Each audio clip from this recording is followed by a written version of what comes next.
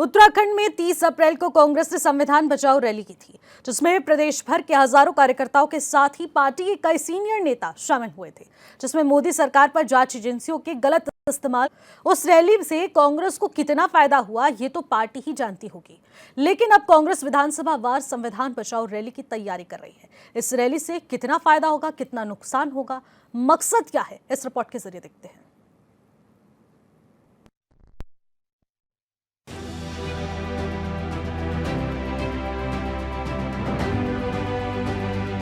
उत्तराखंड कांग्रेस अपने लोकतंत्र और संविधान बचाओ अभियान का विस्तार करने जा रही है।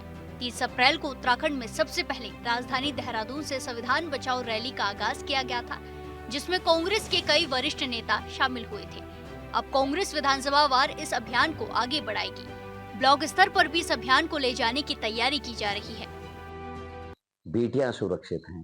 तमाम सेंगर से लेके दुनिया भर के ऐसे अपराध सामने आ रहे। उत्तराखंड में तो बाढ़ लग गई है।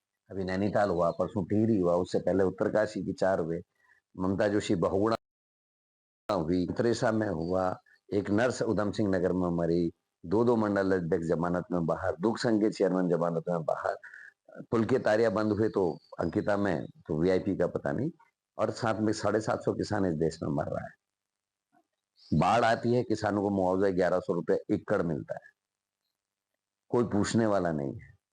गन्ने के दाम नहीं बढ़ते, कैबिनेट में लाया जाता है, चवन्नी नहीं बढ़ाई जाती। कैबिनेट में लाते क्यों, मेरे ये समझ में नहीं आया, केवल बेवकूफ बनाया गया। कांग्रेस प्रदेश अध्यक्ष करण माहरा ने कहा कि अभियान के अंतिम स्तर पर घर घर संपर्क अभियान चलाया जाएगा।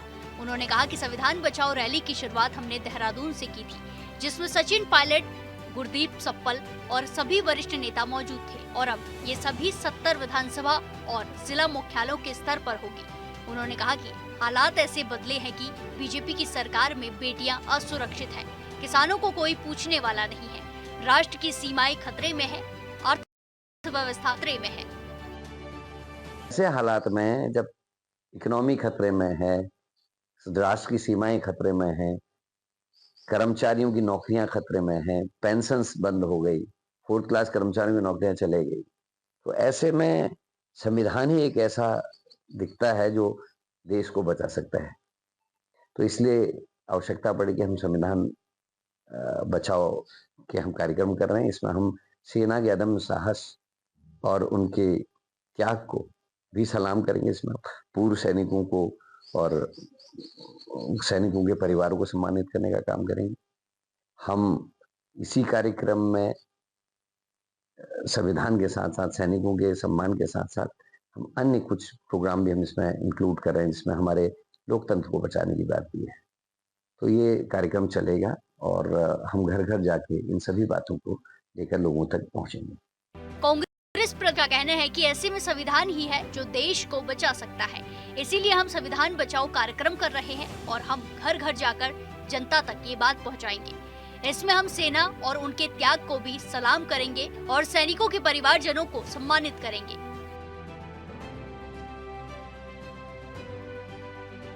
Bureau report, HNN 24/7। इसी मुद्दे पर बातचीत कर लेते हैं। हमारे साथ योगेश आर्या, हमारे संवाददाता, सीधे हमारे साथ लाइव जुड़ चुके हैं। उनसे बातचीत कर लेते हैं और जान लेते हैं कि आखिरकार इस पूरे मामले को लेकर क्या अपडेट है। योगेश, विधानसभा स्तर पर अब कांग्रेस की संविधान बचाओ रैली की शुरुआत होने जा रही है। पहले भी रैली का आयोजन किया गया, उससे कांग्रेस को कितना फायदा हुआ ये तो कांग्रेस ही जानती है, लेकिन इस बार जो ये विधानसभा स्तर पर रैली की शुरुआत होने वाली है, इससे कितना फायदा कांग्रेस को पहुंचने वाला है?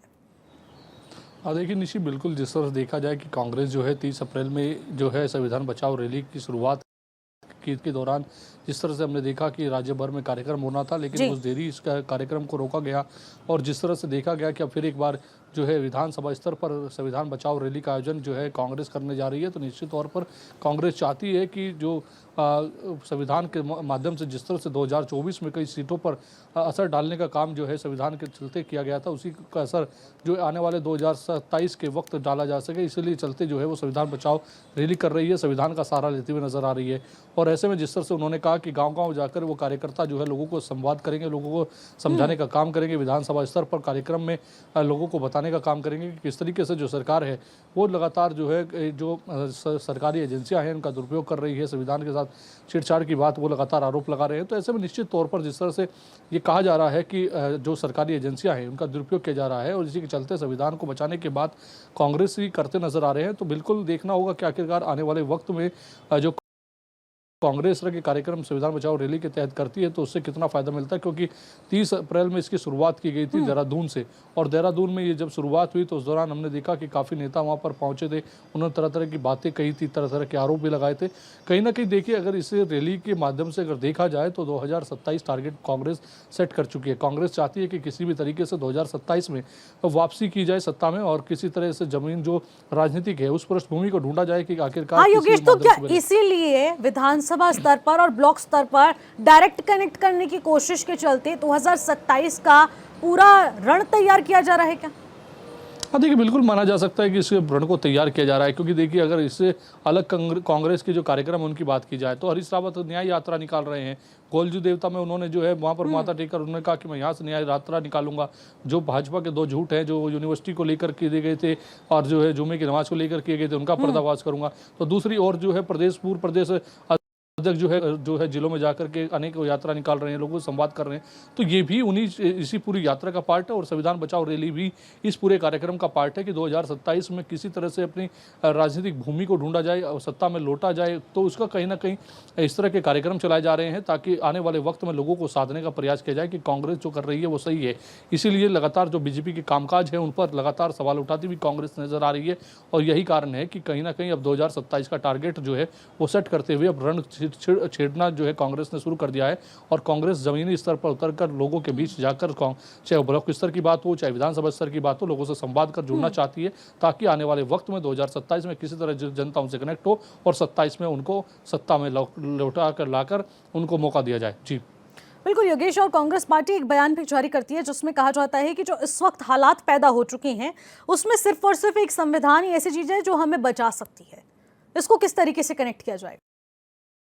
हाँ देखिए, बिल्कुल हमने पहले भी कहा कि 2024 में जिस तरह से कहा गया था कि संविधान के साथ छेड़छाड़ होगी और इसको लेकर के पूरा माहौल बनाया गया। उसके बाद 2024 में कई ऐसी सीटें थी जो प्रभावित जो है विपक्ष ने की और वही कारण जो है वही अब उस फॉर्मूले को लेकर के अब कांग्रेस जो है उत्तराखंड में भी जो है 27 के चुनाव को सेट करना चाहती है कि 2024 में जिस तरह संविधान के नाम से वहाँ पर सीटों को प्रभावित किया गया, तो वह यहाँ पर भी शायद इस संविधान बचाओ रैली के माध्यम से वो चाहते हैं कि किस तरीके से बाबा साहब के नाम से संविधान के नाम से जो है 2027 का टारगेट सेट किया जाए, उसके साथ लोगों के बीच उतरकर उन लोगों को समझाने का प्रयास किया जाए। सिर्फ भाजपा ने जिस काम को किया है उस पर सवाल उठाते हुए लोगों को समझाने का प्रयास किया जाए ताकि लोग समझें और उनके साथ कनेक्ट हो, तो आने वाले वक्त में 2027 का टारगेट उनको अचीव हो जाए और आने वाले वक्त में वो 2027 में सत्ता पर बैठ जाए ताकि जो है आगे सत्ता में लौटने का और जमीनी स्तर पर राजनीतिक तौर पर अपनी जमीन को बचाने का काम वो साबित कर पाए। जी बिल्कुल योगेश, संविधान बचाओ रैली विधानसभा स्तर से ब्लॉक स्तर पर जाएगी, इससे कितना टिक होने वाला है ये तो देखने वाली बात होगी। बहुत बहुत शुक्रिया हमारे साथ जुड़ने के लिए, तमाम जानकारी साझा करने के लिए।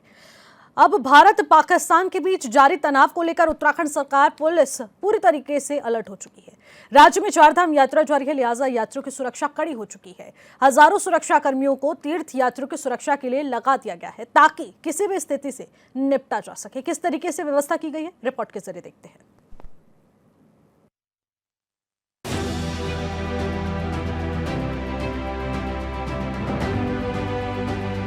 भारतीय सेना ने पाकिस्तान में घुसकर आतंकवादियों के ठिकानों को नेस्तनाबूद किया है, जिसके बाद से पूरे देश में अलर्ट है और उसको देखते हुए उत्तराखंड में भी अलर्ट रखा गया है।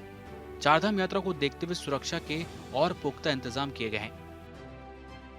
पुलिस महानिरीक्षक गढ़वाल आईजी स्वरूप ने कहा कि चारधाम यात्रा देश ही नहीं बल्कि विदेशों में भी इस यात्रा की ख्याति है और पिछले साल उत्तराखंड चारधाम यात्रा में 5,500 पुलिस कर्मी, इस बार चारधाम यात्रा में 6,000 पुलिस के जवानों अधिकारियों की ड्यूटी लगाई गई है। देखिए, अब चारधाम बहुत ये सिर्फ एक राष्ट्रीय नहीं अंतर्राष्ट्रीय ख्याति की यात्रा है जिसमें कि देश विदेश के तमाम श्रद्धालु यहाँ पे आते हैं। तो उनकी यात्रा सुगम हो, सुरक्षित हो, इसके लिए प्रॉपर हम लोगों ने व्यवस्था की है, उसका बंदोबस्त किया है। हमने यहाँ पर पिछले सीजन में करीबन 5,500 पुलिस कर्मियों और अधिकारियों की ड्यूटी थी। इस बार हम लोगों ने 6,000 के लगभग अधिकारी कर्मचारियों की इसमें ड्यूटी लगाई है। साथ-साथ हमें 6 कंपनी पैरामिलिट्री फोर्सेस मिली हैं, जिनको स्ट्रैटेजिक लोकेशंस पे उनको डिप्लॉय किया जा रहा है। राजीव स्वरूप ने बताया कि केंद्र सरकार ने भी 6 पैरामिलिट्री टीम को भेजा गया है, जिनको अलग अलग जगह पर डिप्लॉय किया जा रहा है। वहीं आतंक विरोधी दस्ते की 11 टीमों को अलग अलग जगह लगा। इसके साथ ही सादी वर्दी में भी अलग अलग जगह पुलिस के जवानों को लगाया गया है। सुरक्षा की दृष्टि से पुलिस के पुख्ता इंतजाम हैं। जैसा कि हम बिल्कुल अवेयर हैं कि कोई भी ऐसी कोई अनटूवर्ड इंसिडेंट्स हम श्रद्धालुओं के साथ ना हो, तो इसके लिए हमने अपनी आतंकवादी विरोधी दस्ता एटीएस की 11 की टीम्स को डिप्लॉय किया है। साथ-साथ सादी वर्दी में भी हमने अपने पुलिस कर्मियों को डिप्लॉय किया है, ताकि जो भी अवांछित लोग हैं, उन पे नज़र रखी जाए। वेरिफिकेशन ड्राइव की जा रही है। साथ-साथ अगर संदिग्ध मिलता है, तो उन लोगों के प्रिंट्स भी लिए जा रहे हैं वेरिफिकेशन ड्राइव के दौरान में, ताकि हम उनको अपने जो नेशनल पोर्टल्स हैं, उनसे मैच करके उसको ये देख लें कि वो उनके खिलाफ कहीं और जगह पे कहीं कोई अपराध या कोई ऐसी कोई घटना करके वो कहीं ये चारधाम क्षेत्र या गढ़वाल क्षेत्र में तो भ्रमण नहीं कर रहे हैं या किसी तरीके से रह तो नहीं रहे हैं। तो ये पूरी व्यापक व्यवस्था हमने की हुई है। दरअसल प्रदेश में चारधाम यात्रा जारी है, जिसमें लाखों की संख्या में लोग शामिल हो रहे हैं। इसलिए केंद्र सरकार के निर्देश और राज्य सरकार के आदेश पर पुलिस पूरी तरह से अलर्ट है। यात्रियों की सुरक्षा के साथ ही सत्यापन अभियान तेज कर दिया गया है।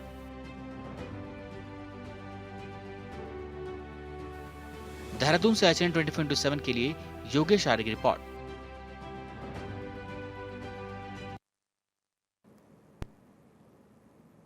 अब इसी पर ज्यादा अपडेट लेते हैं। समृद्ध मिश्रा हमारे संवाददाता सीधे हमारे साथ लाइव जुड़ चुके हैं। समृद्ध, देखिए उत्तराखंड पुलिस पूरी तरीके से अलर्ट हो चुकी है। भारत पाकिस्तान के बीच जो इस वक्त युद्ध जैसी स्थिति पैदा हो चुकी है, तो ऐसे में उत्तराखंड में क्या कुछ अलर्ट जारी किया गया है? बिल्कुल, देखिए निशा, जिस तरीके से हम जानते हैं कि उत्तराखंड एक ऐसा दो तरीके से दो देशों से जुड़ा हुआ है, यानी कि एक तरफ हमें तिब्बत का चाइना इलाका वाला दिखता है और दूसरी तरफ नेपाल दिखता है। ऐसे में सुरक्षा के लिहाज से, क्योंकि चारधाम यात्रा चल रही है, तो उत्तराखंड पुलिस को साफ तौर पर निर्देश दिए गए मुख्यमंत्री पुष्कर सिंह धामी की ओर से कि सुरक्षा में किसी भी तरीके की चूक ना हो।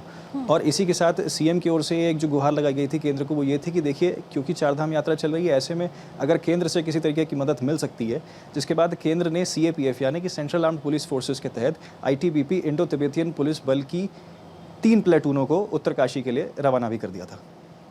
बिल्कुल समृद्ध, देखिए चारधाम यात्रा अपने चरम पर है और ऐसे में बड़ी संख्या में तीर्थयात्री इस वक्त उत्तराखंड में मौजूद हैं, चारधाम यात्रा का रुख कर रहे हैं। लेकिन ऐसे में सुरक्षा का अगर देखें हम प्रशासन की तैयारियों को, तो अब उस हिसाब से डबल तैयारियां इस वक्त करने की बहुत ज़्यादा ज़रूरत है।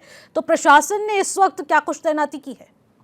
बिल्कुल, देखिए जैसा आपने कहा कि देखिए डबल सुरक्षा की कड़े इंतजाम की ज़रूरत है। ऐसे में मुख्यमंत्री लगातार DGP के साथ मिलकर मॉनिटरिंग कर रहे हैं पूरे इलाकों की, और जितने भी इलाके हैं जहां खासतौर पे वो इलाके जहां सुरक्षा ज़्यादा चाहिए, वहां विशेष तौर पे फोकस करा जा रहा है। और इसमें उन इलाकों को चिन्हित कर लिया गया है जहां पे सुरक्षा में चूक होने के कुछ ना कुछ चांसेस लगते हैं। ऐसे में वो सभी इलाके जो है उनको कहीं ना कहीं ज़्यादा सुरक्षा दी जा रही है। साथ ही में जो CCTV कैमराज हैं, उनके ज़रिए भी ट्रैफिक विभाग लगातार नियंत्रित कर रहा है और देख रहा है कि किसी न किसी तरीके से अगर कंट्रोल में आ सकती हैं चीज़ें, तो कंट्रोल में लाई जा रही हैं। और अब जिस तरीके से तनाव बढ़ रहा है, तो इसको लेकर सुरक्षा के लिहाज से जो मुख्यमंत्री के साथ लगातार मीटिंग्स का दौर जारी है, चाहे रक्षा मंत्री हो, चाहे स्वास्थ्य मंत्री हो, प्रधानमंत्री मोदी भी कड़ी निगरानी रखे हुए हैं। तो ऐसे में फिलहाल उत्तराखंड को कितना खतरा इस वक्त है, क्या कुछ अपडेट सामने आ रही है उत्तराखंड के लिहाज से? देखिए बिल्कुल, चारधाम यात्रा जैसे कि चल रही है, जैसे कि अभी हम लगातार बता रहे हैं, तो ऐसे में सुरक्षा को लेकर चूक हो सकती है। इसी को लेकर देखिए लगातार प्रयास करा जा रहा है कि जहां जहां बचाव हो सकता है वहां बचाव करा जा सके सरकार की ओर से। सुरक्षा में किसी भी तरीके की कोई चूक जो है वो देखने को ना मिले। साथ ही क्योंकि मैंने बताया भी कि ITBP की भी 3 जो तो कुल मिलाकर देखिए आप ये मान के चलिए ATS, प्रदेश की जो ATS एंटी टेरर स्क्वाड है, और उसी के अलावा उत्तरकाशी की जो पुलिस है, साथ ही चारधाम की जो जितनी भी जो पुलिस सेवा बल उसमें तैनात हैं, इसी के अलावा ITBP की पुलिस को भी तैनात कर दिया गया है। ऐसे में ATS को भी तैनात करना, देखिए क्योंकि एंटी टेरर स्क्वाड का काम ही यही होता है कि आतंकवादियों की गतिविधियों के ऊपर नजर रखना। और देखिए क्योंकि सुरक्षा के लिहाज से अभी इतना बड़ा मामला चल रहा है देश भर में, तो तो ये अपने आप में काफ़ी ज़रूरी हो जाता है कि अगर किसी व्यक्ति के ऊपर संदिग्ध होने का शक होता है तो उसको जल्द से जल्द गिरफ्तार कर आगे की कार्रवाई करी जाए।